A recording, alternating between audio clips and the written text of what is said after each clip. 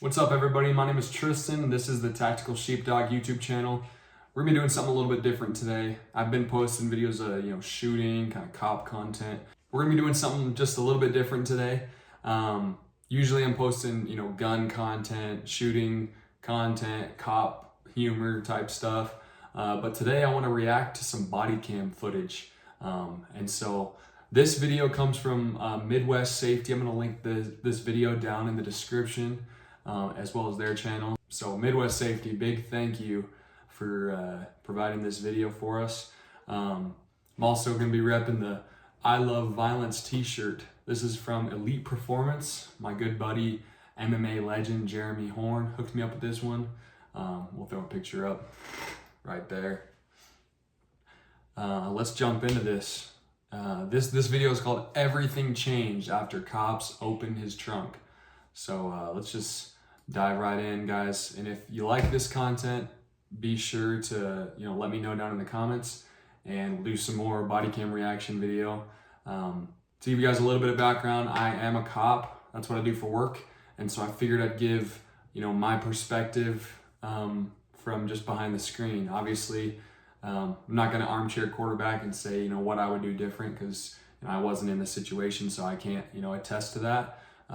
But I think law enforcement, we're all part of a big family. So excited to see what these officers or troopers or deputies ended up doing here. And without further ado, let's jump into the video. It was a routine traffic stop until they checked the trunk.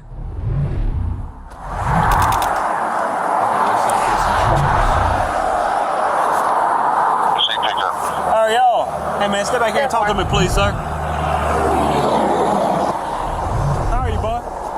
Good, man. Look, I'm Austin Douglas State Police. The reason I stopped you, you're running behind an 18 wheeler, man. You were less than 2 car lengths from me, okay? You want to make sure there is somebody doing that, okay? I was trying to get come off the road. Okay, I'm sorry. I got you. You got ID? No, I don't have it on me.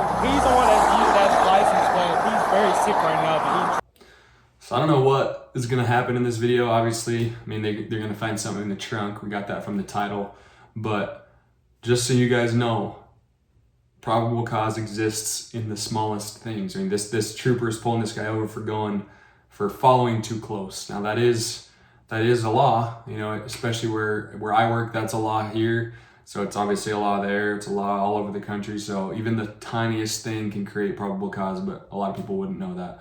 So it's super important to be hyper vigilant for things like that, little tiny things. So good on this trooper for noticing something small and following that gut feeling. What's wrong with it? He just not feeling good. He can't focus. Okay. I don't have license, so we just pulled You over. don't have any kind of identification? Yeah, I do. It's in the car. Let's go get it. Can't hear about it. Nick, come back here. Where are you headed? We're back to Nashville, Okay, where from? North Carolina. You coming from North Carolina? So North Carolina's that way, buddy. we took the other way. We Huh? went through Louisiana. To go to Nashville from North Carolina? Yeah. Yes, sir.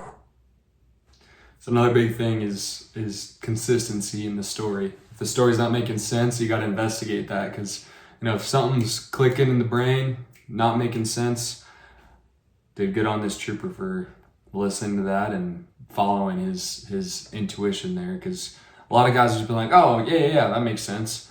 But if it's the opposite direction, man, that's your job to figure out why he's saying this and why it's not making sense.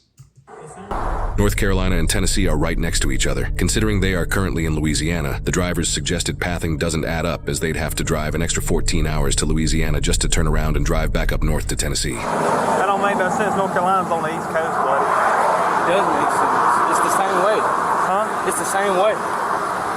You realize Louisiana's down here. Yeah. Nashville, Tennessee's right here. And North Carolina's over here. My GPS took me this way, so you can check the GPS. So you coming from North Carolina right now? Yes, sir. No joke. What was you doing in North Carolina? Huh? What was you doing in North Carolina? Did I say North Carolina? Yeah, what? Oh, my fault. What you trying to tell me? My fault. I'm in Texas. My fault. Holy moly, buddy.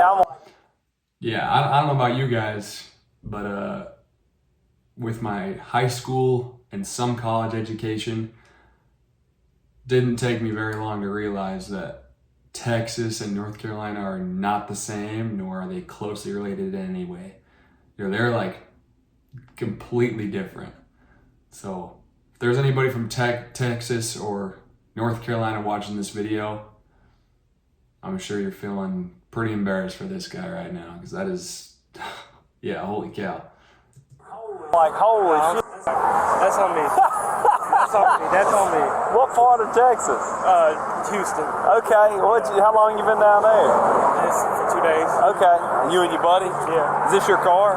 Yeah, that's my mom. She rented it for us. I got you. What y'all do down in Houston? Just party. I got you. All right. Let me go holler at him. Give me just a minute. Make sure you're not coming from North Carolina. Yes, Hang sir. out right there. I'm You sorry. good? You good? Hang out back there. Hey, any weapons in here I need to know about? Any guns or anything? Okay. So something I really like about what this trooper's doing is he's being super personable while also maintaining professionalism. I mean, he's laughing with him, joking with him, and he's understanding that something's not making sense with his story, but then, following it up with, the time's on his side. He doesn't have to ask questions right now. He can get the other guy's story and then start to ask some questions and figure out what's going on. Everything about what this trooper's done with his traffic stop so far, I've liked. Man, those are things I want to start implementing a little bit more into what I do every day. So, How are you, buddy? What's going on, man? You all right? Yeah, I'm just tired, man. Tired? Party? Party all night, man. I got you. Where y'all headed, buddy? Nashville. Huh? Sleep was headed to Nashville. I got you. Where y'all coming from?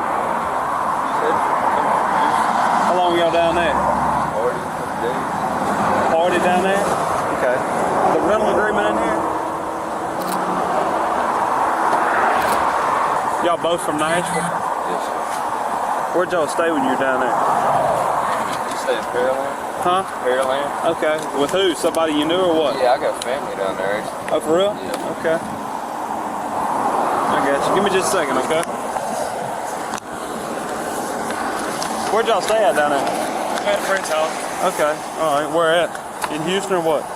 Yeah, just in Houston on the border side. I got you. Okay. Give me just a second. So what this cop's doing right now is basically trying to corroborate their stories together. So separating them is huge, because you don't want to ask questions to one and then have them right in front of the other one so they have the same story. And getting them out of the car is genius, because you can ask the driver questions that you can ask the passenger the same questions later, and he might have a different answer. Like the driver said that the passenger was sick and he's trying to get him home, but now the passenger's saying, "Oh yeah, dude, I'm just tired." Now that guy's saying, "Hey, we were in Pearland," and then this dude's saying, "Oh no, we were in Houston." So the story's not totally clicking. It's like, "Hey, dude, we're getting pulled over. Let's hurry and come up with a story we can tell this cop before stuff goes south." So good on this cop for not making it more of a big deal than it is yet. But his spidey senses are definitely tingling.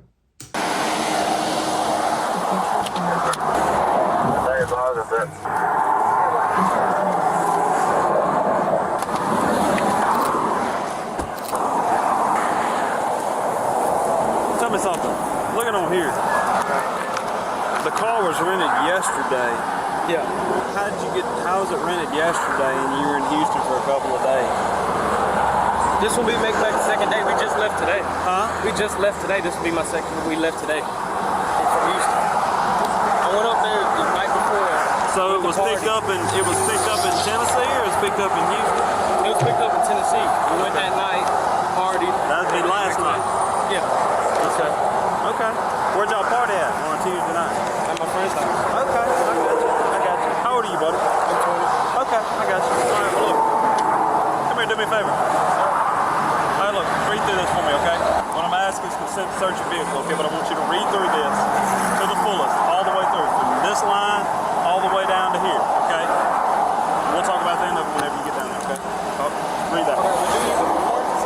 I do not. No, sir. I do not. All right, so do you have to search the vehicle? I don't have to, no, sir. That's why I'm asking you to read this so I can get your consent. I'll tell you about it. Just read it. We'll talk about it after.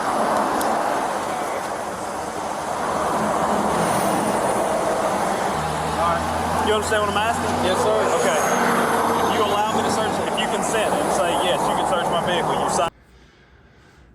So this is another tactic, not from the cop, but from this driver. He's trying to gain some favor with the cop right now, which makes sense. I mean, he's trying to, say, yeah, I'll read the form, I'll do good and do what you're asking me to do, but he's not going to want to give him consent. The cop might convince him to give consent, but you could tell he's nervous and he's apprehensive about giving consent. But again, it's super good that passenger doesn't know what's going on back here. Right there. If you do not, you tell me no. Okay. No, I know. There ain't no point of that because you didn't pull me over for that. Okay. So no? Okay, that's fine, man. All right. That's why I get you to read it and get your consent. Now let me explain to you this. Okay. My buddy here I got out with me. He's a dog handler, okay? He's a canine handler. Dog this for narcotics, okay? Yep. Josh. Talk with this man. Hop out for me, bud. So this guy, I'm guessing it's drugs that are in the trunk. I mean, I think the writing's on the wall. This guy's toast if there's narcotics in the vehicle. So a dog does what's called a free air sniff. He'll run his dog around, and if the dog indicates that there's drugs inside the vehicle, the cops have consent.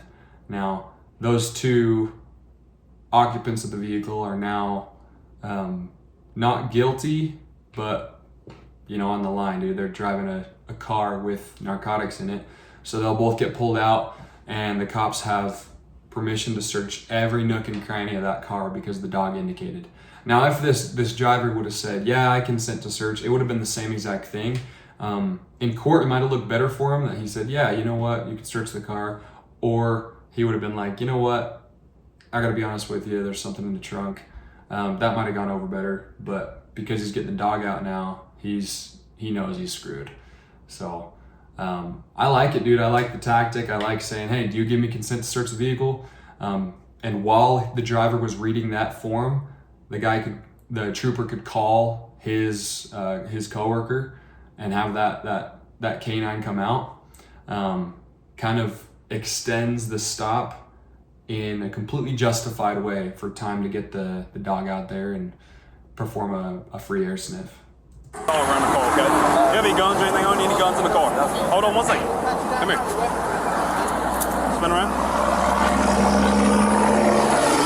I ain't gonna hang out right there on my car. Can I take it out? Yeah, go ahead. All right, let me tell you what just happened. Yeah. I just asked him for. So I think a lot of people would wonder about the constitutional validity of what's going on here. As far as asking the passenger out of the vehicle, passenger doesn't really need to get out. I mean, I think, it's good that he did, obviously. If the dog indicates either way, he's getting out of the car. But he asked him to step out of the vehicle, and that's totally justified. As far as the pat down also is totally okay. It's called a Terry frisk. Comes from a court case, Terry v. Ohio. I'll throw a little thing up here. Basically what Terry v. Ohio did is it says, hey, for your safety, for the officer's safety, you can perform a quick frisk of the body and make sure that there's no weapons on the body before you're interacting with somebody like that, especially somebody who might be guilty of X, Y, or Z crime. All right, let me tell you what just happened. Yeah. I just asked him for consent to search the vehicle, allowed him to read a consent to search form. Okay, it fully explains me searching the vehicle. Yeah. He refused to sign it, which means he does not want me to search the vehicle. Right. What I explained to him, my buddy that actually got out with me on the stop is our canine handler, okay? He's going to run his narcotics dog around the car. That's fine. Be alerts to the vehicle. A proper call, search the vehicle. If it does not, you'll get on up the road back to Nashville or wherever it is, they keep going, okay? Or from North Carolina, whatever it is. You never even left Nashville. Hey, look, I asked him, I said, hey, where are you coming from? He said, North Carolina. I said, where are you going? He said, Nashville. I said, you realize where you're at? He said, well, I'm telling you, it's where my GPS brought me. Look, he had me going. Good on the trooper, working on still being personable. Man, that's awesome. Because right now, he knows that there's probably something in the car. He knows these dudes are on edge.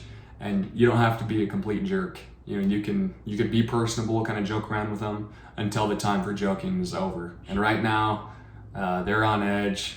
He's giddy about whatever could be in there. He's following a hunch. And so I say, way to go on this trooper, man. He's doing good. Man, I said, where are you going? He said, well, we going back to Nashville. I said, okay, where from? He said, well, North Carolina. He got it mixed up. I said, huh? I said, you realize Louisiana's right here, Nashville's right here, and North Carolina's right here. I said, you done screwed something up. I used to live in Louisiana. Where at? Lafayette for like 13 years. Really? What'd you do down there? Yeah, I lived there, man. I grew up there. You grew up there? You live there? Yeah. What made you move to Nashville? Well, see, I just, you know, my family. I had family problems. Another thing that the trooper's doing right now is while his partner is running the dog around the car, he's keeping a focus on him with these two suspects and just trying to focus, hey, we're talking, you know, there's no pressure, and trying to give them the idea that, hey, you'll probably just be on your way and you're good to go.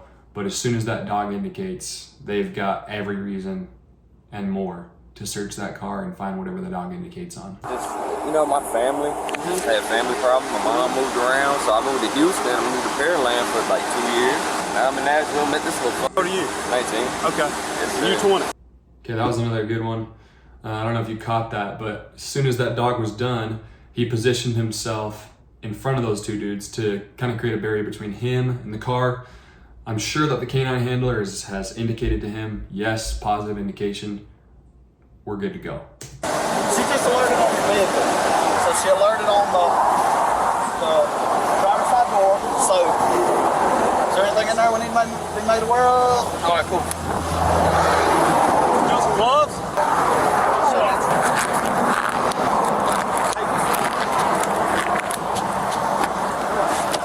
So good on these troopers for putting gloves on.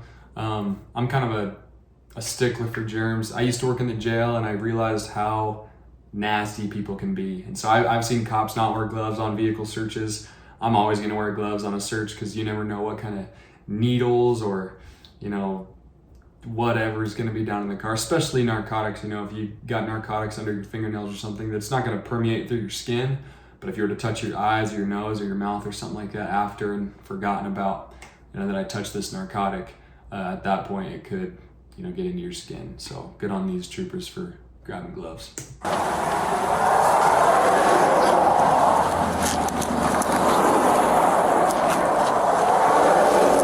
on the white t-shirt eating on that phone, son. I smell weird. That's horrible.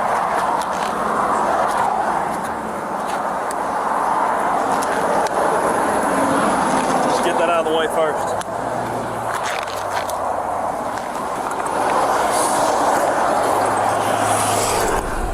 At this moment, reports indicate the driver turns to the officer standing next to him and says, "Sir, you might as well go ahead and put us in handcuffs." The officer then asks him why, and he replies, "Because he's about to find some shit." The officers searching the vehicle then see the officer putting him in cuffs and go to assist before finishing their search. What is it? Look him with your... Where's your at? I got a gun. Okay. Y'all both, yeah, the white remain silent. Anything you say can and will be against you in the court of law. Yeah, the right to talk to a lawyer. Hey, let me talk to that. Or that, let me talk to So that is what every cop wants to see, is his partner getting giddy. I mean, he is like physically, visibly excited about the narcotics he just discovered, and it looks like there's quite a bit.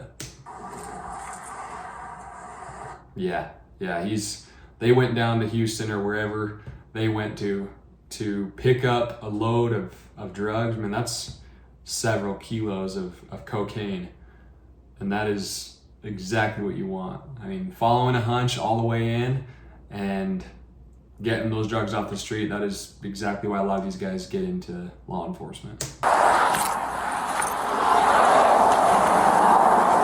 Picture. 2, 3, 4, 5, 6, 7, 8, 9, 10, bro. 10. Hey, were they just stacked in a book bag, Josh? They don't even care that these suspects see everything they're doing, but they are reacting in the best way possible.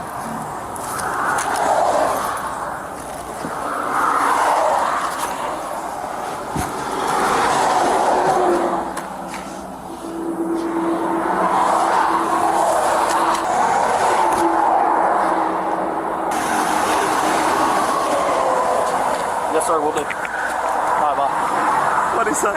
He said, let me call Matt Jones and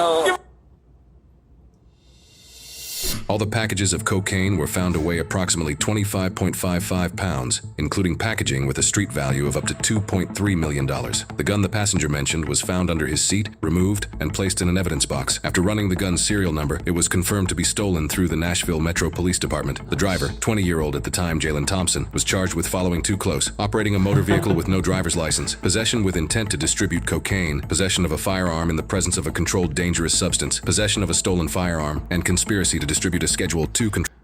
This is classic trooper behavior, and I love it. That not only did they charge him with possession of both the firearm and the controlled substance, they charge him with following too close, the original reason for the stop, which is awesome. I love it. These two idiots, these nut jobs, are getting the book thrown at them, and rightfully so. A Schedule II controlled dangerous substance. The passenger, 19-year-old at the time, Derek Tips, who also was a convicted felon during the incident, was charged with possession with intent to distribute cocaine, possession of a firearm in the presence of a controlled dangerous substance, possession of a stolen firearm, possession of a firearm by a convicted felon, and conspiracy to distribute a Schedule II controlled dangerous substance. In February 2023, both suspects took a plea deal, pleading guilty to possession with intent to distribute cocaine in exchange for the rest of their charges to be dropped. Jalen, the driver, was sentenced to 70 months, just under 6 years, in prison, while Derek, the passenger, who had a prior felony conviction, was sentenced to 10 years in prison. They will both be placed under supervised release for 5 years after they are released. Jalen will be 26 years old when he is released in 2028, and Derek will be 31 years old when he is released in 2033. So I think justice was served. I give props to these troopers for, following their intuition. Again, like I said at the beginning of the video, man, it is the smallest things that create probable cause to make it stop. And this stop led to a pretty big arrest. I mean, you put these guys behind bars for 5 and 10 years. That's awesome. That's what everything you hope for. And all those drugs are going to be seized and off the streets, keeping families safe. So shout out to these troopers, wherever they are. I think it was Tennessee, but could be wrong. I got nothing else for you guys. If you like this content, make sure to smash the like button and let me know down in the comments below if you want me to do more body cam reaction videos from a cop's point of view. There's lots to unpack here, and I'm glad we were able to dive into it. So again, comment, like, subscribe, and we'll see you next one.